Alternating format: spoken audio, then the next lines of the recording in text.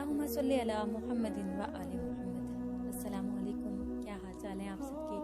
यकीनन ठीक होंगे।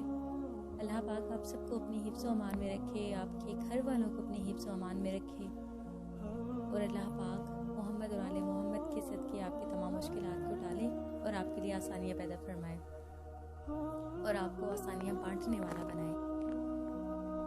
तो खैर हुआ कुछ यूँ कि मैं ऑफिस पहुँची तो मेरे कुलीग जिनको मुझसे पहले ऑफिस पहुंचना चाहिए था वो काफ़ी देर के बाद ऑफिस आए। मैं उनसे पूछ रही कि आप इतना लेट क्यों आए? तो वो कहने लगे कि हमारे घर में लाइट का मसला था जिसकी वजह से मेरे कपड़े इस्त्री नहीं थे और मैं लेट हो रहा था और मैंने बहुत कोशिश की कि मैं जल्दी आ सकूं, लेकिन फिर भी मैं लेट हो गया। मैंने कहा चलो अच्छा बुरा वक्त तो सबके साथ लगा रहता है और ये तो किसी के इख्तियार में नहीं होता। लेकिन थोड़ी ही देर के बाद मुझे याद आया कि एक मरतबा बैठे बैठे उन्हीं कुलीग ने मुझे ये बताया था कि वो अपने कपड़े लॉन्ड्री में देते हैं प्रेस करवाने के लिए और उनके वीकली और हाफ मंथ के कपड़े इकट्ठे प्रेस होकर आ रहे होते हैं। मतलब इस तरह का उनका सीज़न था, ऐसे कपड़े प्रेस होकर आ रहे होते हैं। तो मेरे माइंड में ये बात आई कि इस बात को वीडियो बना के शेयर करना ज़रूरी है।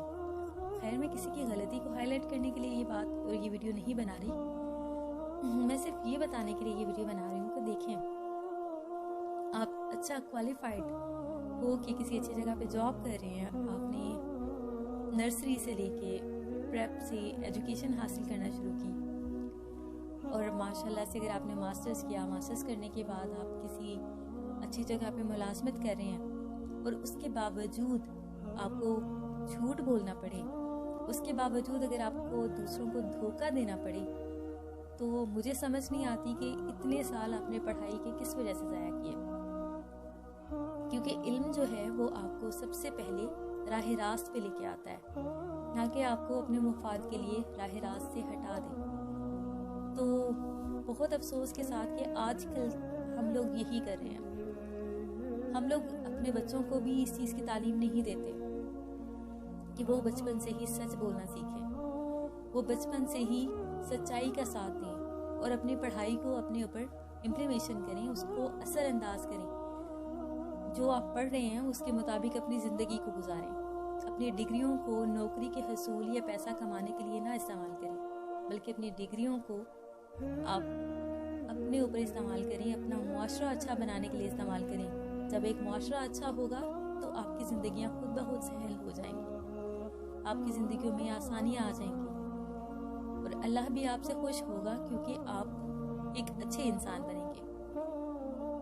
और हमारे मुआशरे में जो बुराइयाँ हद दर्जे की परवान चढ़ चुकी हैं, हर तरह की बुराई, जो पहले की उम्मतियों में कहा जाता था ना कि पहले किसी नबी की उम्मत में ये होता था कि किसी एक गुनाह की बिना पे उनकी उम्मत को तबाह कर दिया जाता था, उनके ऊपर अल्लाह की तरफ से अज़ाब आता था और वो कौम सिफाए हस्ती से ही मिट जाती थी। लेकिन हमें अल्लाह का जितना शुक्र अदा करें उतना कम है कि अल्लाह पाक ने हमें मोहम्मद मुस्तफ़ा का उम्मती बनाया।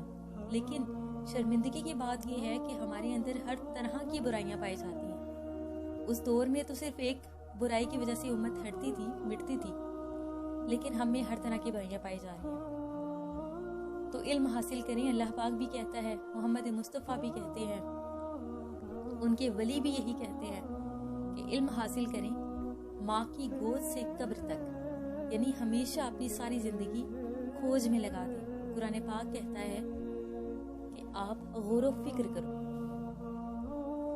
तो इसलिए अपनी पढ़ाई को अपने ऊपर इम्प्लीमेंट करें, उसके मुताबिक ज़िंदगी गुजारें ताकि आपकी ज़िंदगियाँ आसान हो और आपको अल्लाह रब्बुल इज़्ज़त पे मुकम्मल यकीन हो और आपको अल्लाह का खौफ हो, ना कि आपको दुनिया का खौफ और शोहरत और नौकरी की परवाह हो।